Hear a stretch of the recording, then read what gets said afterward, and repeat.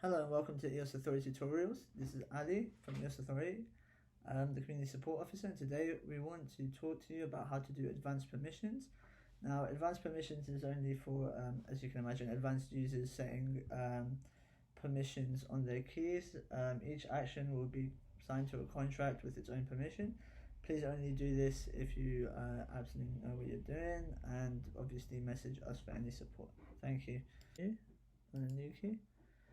We're going to put the permission name as voter. We're going to put the parent as active. Put the threshold 1.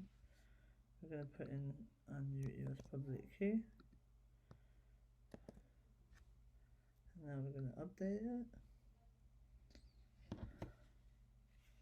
I'm using Anchor on the iPhone.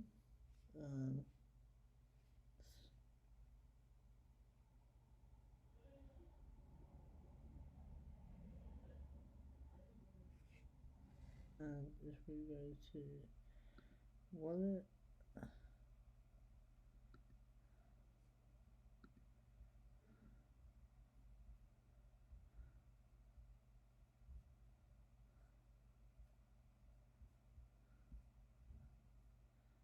we can see permission the voter on the account, and if we go onto keys,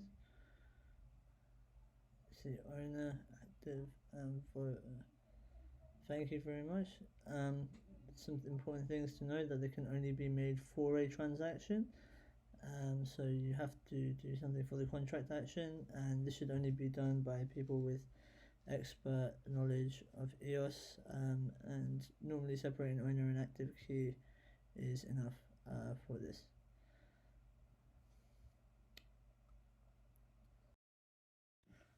Please remember to like, share and subscribe if you've enjoyed this tutorial and it's helped you. Our official channels are in the links below. Please remember that the Authority support team will never call you or private message you first, and let us know if there are any other tutorials you'd like. Thank you.